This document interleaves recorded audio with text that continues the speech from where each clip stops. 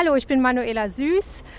Ich starte in der Altersklasse 45 bis 49, bin mittlerweile schon das 5. Mal hier, freue mich super, dass es jetzt nach den 2 Jahren Pandemie wieder losgeht.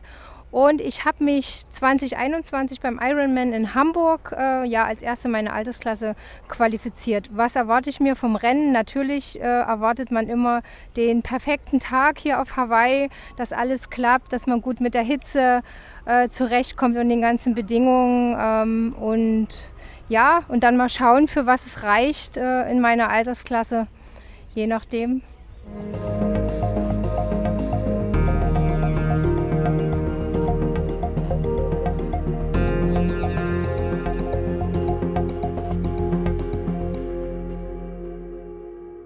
Lionel Sanders, good to see you on Big Island. You too, after Dallas, you told us you wanted to cancel your flight. What changed your mind?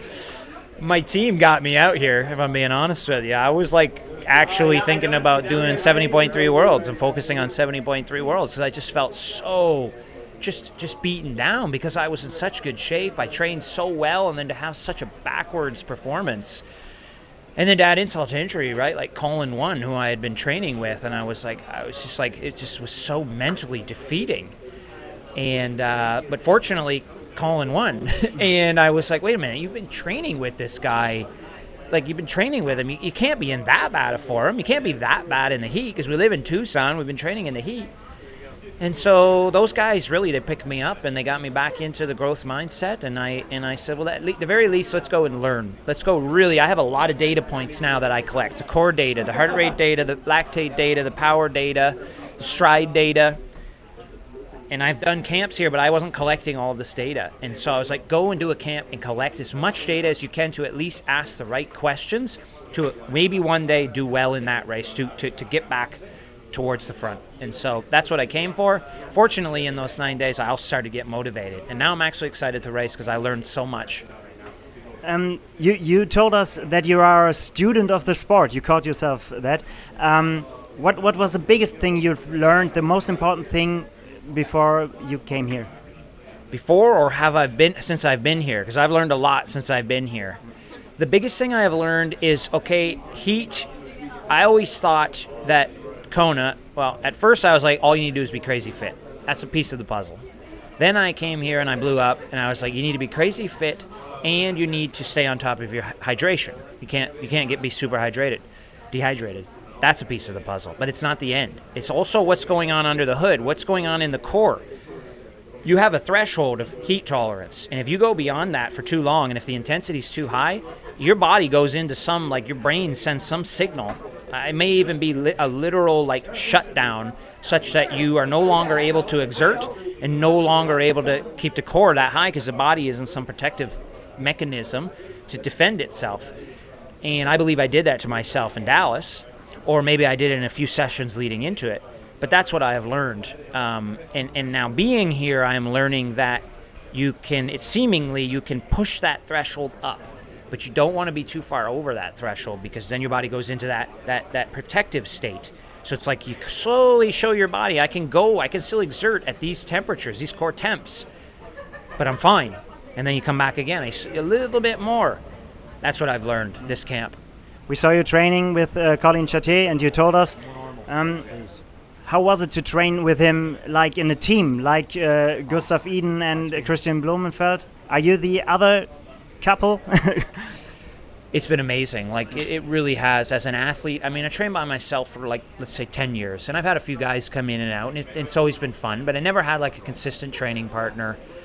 And his strengths and weaknesses are such that he's just a perfect training partner. Yeah, he's a great swimmer. He's a front back. I mean, he could swim front back. I don't necessarily know if he wants to swim front back because it's a big energy cost, but he can swim front pack for sure. And then he's a really good biker, a really good runner, and a really good runner in the heat. And so, I mean, if you want to win this race, what better set of strengths and weaknesses would you want to be training with? So he's the perfect training partner for me. Because you're training with Mikael Iden. For us, it's still a little bit strange that he's the brother of one of your biggest opponents.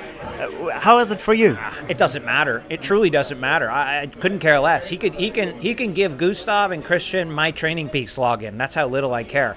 And I think they're of a very similar perspective. I don't think they care if we know what they're doing. There's certainly pieces of the training methods that perhaps they don't really want to be sharing for everyone, but we're kind of on the team a little bit, you know what I mean? So I don't think we're doing a lot of the same training, the lactate, the zones we're using, the ways we're cultivating those zones. So we're already doing the same thing. There's not something that there may be a few things in the heat that we're finding that they already knew, they didn't tell us. Now that we're learning. But it was plain as day to see that we're using core sensors and all these things. Anyone can see and observe what they're doing. So it's not a problem at all. I'm very grateful actually to be working with him because he is so close to the best guys in the world. After St. George, you told me you're sick of getting second, and you become a tactician now, and tactics will play a great role. Maybe you can tell us a little bit about your tactics for Saturday. Yeah, I mean, you know, my tactic's pretty simple. I had the tactic I did in St. George, which is do my own race. This requires definitely more of a team aspect for sure because the packs are bigger here and the road is more rolling, and so it will break up the race much less. So there's probably 20 to 40 watts savings when you're in the pack. All right, you're moving the same speed as the guy on the front. You're number 5 in the pack. You're probably saving 40 watts, something. That's what a lot of guys agree on.